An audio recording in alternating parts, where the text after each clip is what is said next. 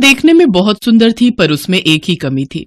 जब भी वो अपने हाथों पर मेहंदी लगाती तो उसकी मेहंदी बिल्कुल भी नहीं रचती थी। इस कारण उसके साथ की सभी सहेलियां उसका बहुत मजाक उड़ाती थी। अरे प्रिया, दिखा तो जरा तेरी मेहंदी कैसी रची है। मुझे जरूरी काम से जाना है, मैं तुम्हें। लगता है इस बार भी प्रिया की मेहंदी नहीं रची। अभी तो कोई बात नहीं, जब इसकी शादी होगी तब ये क्या करेगी। इसके ससुराल वाले तो इसे ताने ही देते रहेंगे कि दुल्हन मेहंदी के बिना ही तैयार हुई है। अपनी सहेलियों की बातें सुनकर प्रिया अक्सर दुखी हो जाती थी। कुछ समय बाद प्रिया की शादी तय हो गई। प्रिया इस बात को लेकर डरी हुई थी। उसे पता था कि शादी में उसके हाथों पर मेहंदी नहीं रचने वाली। क्या हुआ प्रिया बेटा, तू उदास क्यों हो रही है? कल तेरी शादी है, तुझे तो खुश होना चाहिए। ऐसे हंसते हुए चेहरे पर इतनी उदासी क्यों बेटा? माँ, तुम जानती हो मेरे हाथों पर मेहंदी कभी भी नहीं रचती है। फिर तुम क्यों मेहंदी में तरह तरह के सामान मिलाकर उसका रंग पक्का करने की कोशिश कर रही हो? प्रिया उदास होकर वहां से चली जाती है। तभी दरवाजे से उसे एक आवाज आती है। मेहंदी ले लो बहन जी, लगता है आपके घर में शादी है।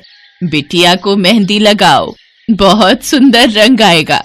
ले लो ना बहन जी।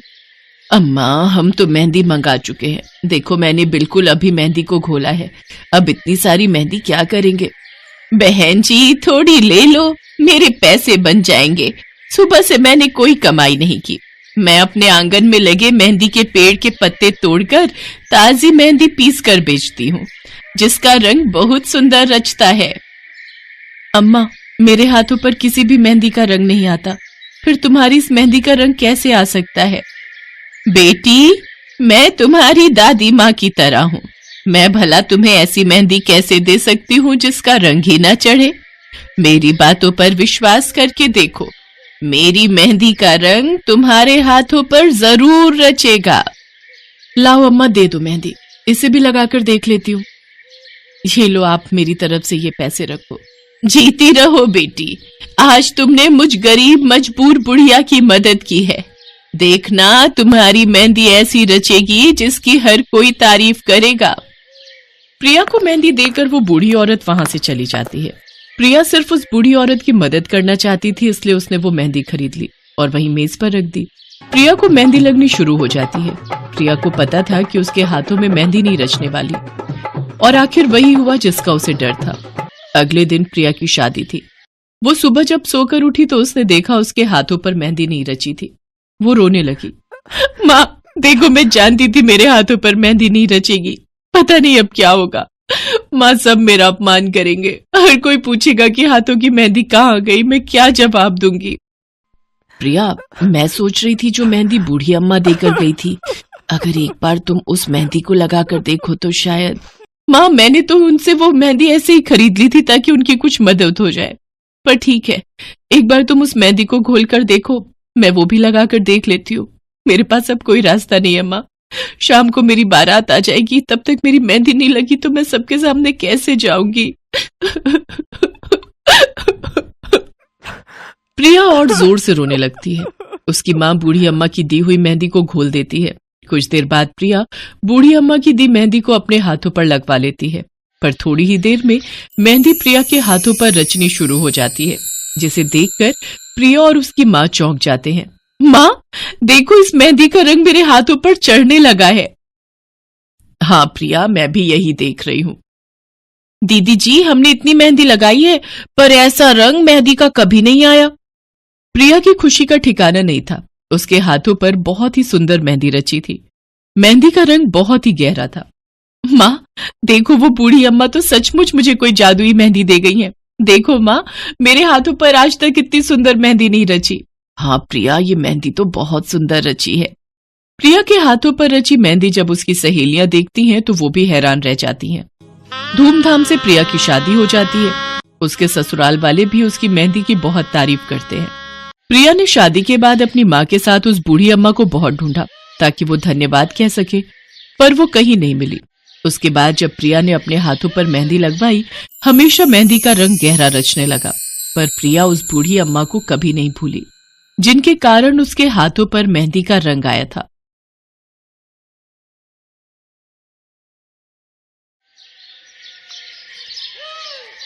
मीरा देखने में बहुत खास नहीं थी, रंग से सांवली और शरीर से भी भरी भरी, लेकिन फिर भी वो एक मशहूर मॉडल बनना चाहती थी।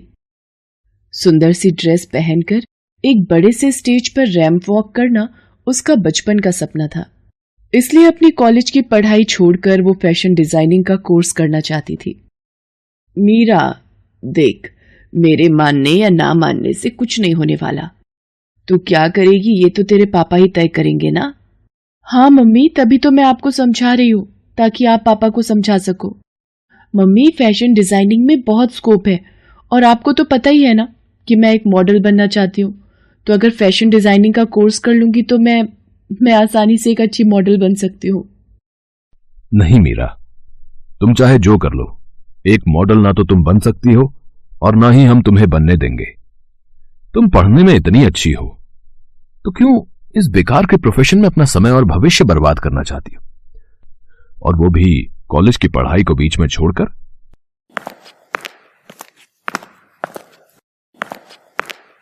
लेकिन पापा, मीरा, मुझे और बहस नहीं चाहिए। तुम्हारे लिए क्या अच्छा है ये हम तुमसे बेहतर जानते हैं। देखो बेटा, हम तुम्हारा दिल नहीं तोड़ना चाहते, पर अब तुम्हें आईना दिखाना बहुत जरूरी है। तुम्हें याद है कि हमने तुम्हारी जिद पर तुम्हें कॉलेज के फैशन शो में हिस्सा लेने दिया था। क्या हुआ उसके बाद, याद है ना तुम्हें? सब लोग कैसे तुम पर हंस रहे थे, और वैसे भी ये प्रोफेशनल कोर्सेज कितने महंगे होते हैं, तुम्हें पता भी है। बेटा, मैं तुम्हें सिर्फ कॉलेज भेज सकता हूं, इससे ज्यादा मेरी हैसियत नहीं है, तो इस मसले पर बहस की गुंजाइश नहीं। चलो अब जाकर पढ़ाई करो, और हां, जरा मुझे आज का अखबार लाकर देना। मीरा कुछ नहीं कह सकी। वो चुपचाप वहां से चली गई और उस दिन का अखबार लेकर अपने पिता के पास जाने लगी। तभी उसकी नजर अखबार में छपे एक इश्तिहार पर पड़ी। अरे, ये तो मशहूर फैशन डिजाइनर सुगम कपूर हैं। उन्हें मॉडल की जरूरत है। मुझे यहां जाना चाहिए, शायद कुछ बात बन जाए। मीरा उस एड वाले पेज को अपने पास रख लेती है। फिर अगले दिन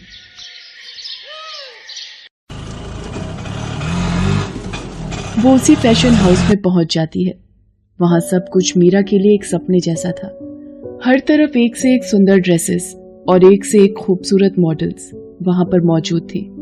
मीरा इस सब में खोई गई थी कि तभी, हे यू, क्या काम है? किससे मिलना है तुम्हें? जी मुझे सुगम सर से मिलना है। सुगम सर इस शहर के सबसे मशहूर फैशन डिजाइनर हैं, और तुम्हें क्या लगता है वो यूं ही किसी से भी मिल लेंगे? मैं उनकी मैनेजर हूं, मुझे बताओ क्या काम है उनसे। वो मैम, मैं ये एडवर्टीजमेंट देख कर आई हूँ। मैं एक मॉडल बनना चाहती हूँ। क्या कहा? मॉडल? और तुम? सच बताओ, क्या यहाँ आने से पहले आईना देखा था तुमने? सुगम सर को अपने ब्रांड न्यू लहंगा कलेक्शन के लिए मॉडल चाहिए। एक ऐसी मॉडल चाहिए उन्हें जो उनके डिजाइन किए हुए लहंगे को पहनकर बिल्कुल एक परी जैसी दिखे। तुम समझ रही हो ना मेरी बात? जी मैं समझ गई। तो मुझे यहाँ कोई और काम मिल सकता है क्या मैडम, प्लीज? अच्छा, वैसे यहाँ साफ सफाई के लिए किसी की जरूरत है तो सही, लेकिन मैं कर लूंगी, बहुत अच्छे से करूंगी मैं। प्लीज मुझे ये काम दे दीजिए। मीरा किसी भी हाल में उस फैशन हाउस से जुड़ना चाहती थी। इसके लिए वो वहां साफ सफाई के काम के लिए भी तैयार हो गई। वो अगले ही दिन से उस फैशन हाउस में साफ सफाई के लिए जाने लगी। घर पर उसने इस बारे में किसी को नहीं बताया। वो कॉलेज जाने के लिए घर से निकलती, लेकिन पहले उस फैशन हाउस में आकर साफ सफाई करती और फिर उसके बाद कॉलेज जाती। ऐसा कई दिनों तक चलता रहा।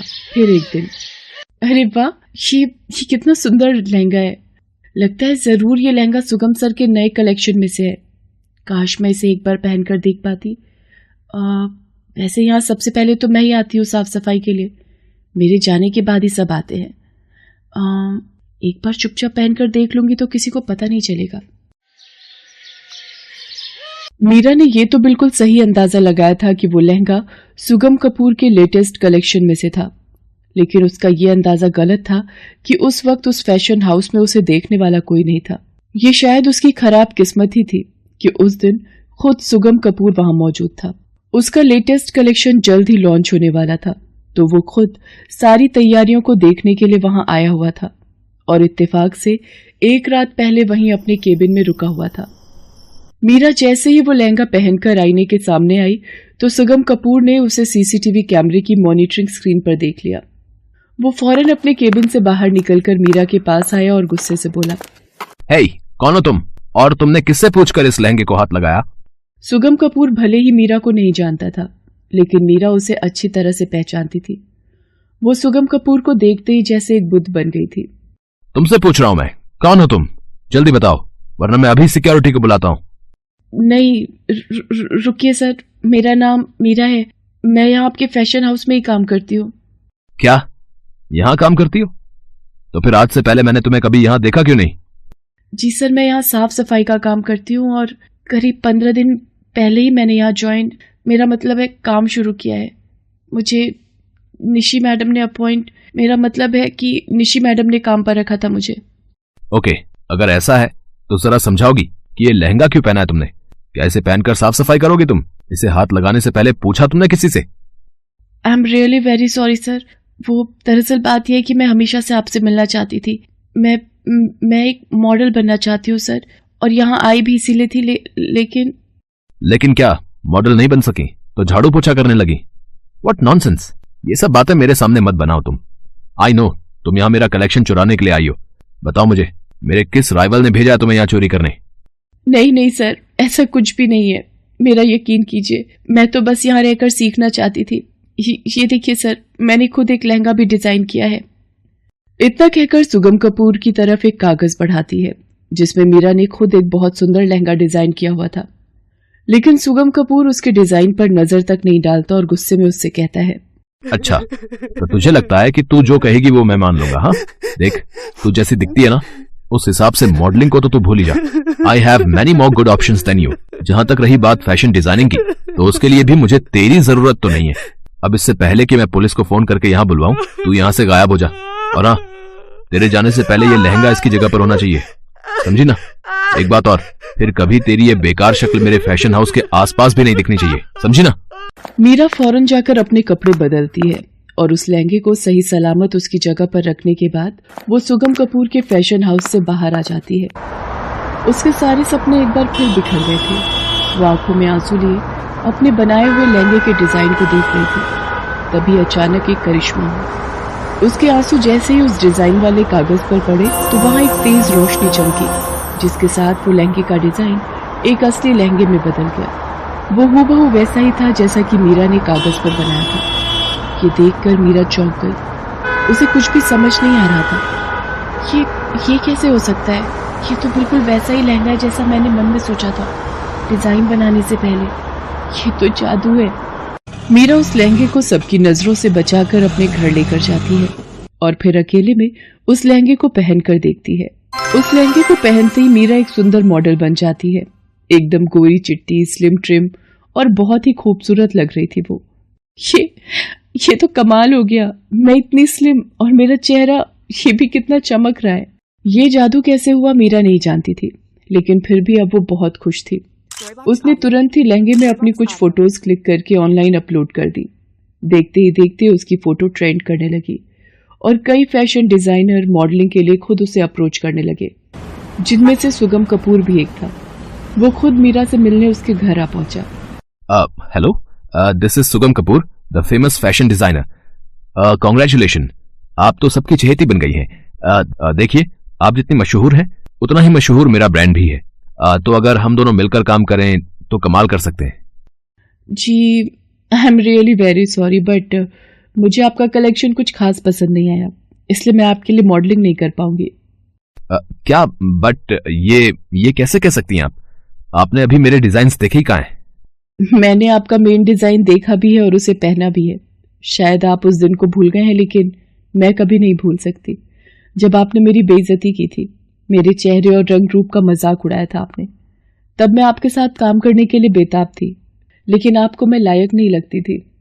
कुदरत का करिश्मा देखिए सर, हम आज भी साथ काम नहीं कर सकते, because now I have more better options than you. इतना कहकर मीरा ने सुगम कपूर को अपने घर का मेन दरवाजा दिखा दिया, जिसका मतलब साफ था। सुगम कपूर बाहर तो आ गया, लेकिन उसकी आंखों में अब गुरूर की जगह पछतावा साफ दिखाई दे रहा था। हेलो दोस्तों, कैसे हैं आप सब? हमारी कहानियाँ देखने के लिए हमारे चैनल को सब्सक्राइब कीजिए और हाँ, बेल आइकॉन पर क्लिक करना मत भूलिएगा।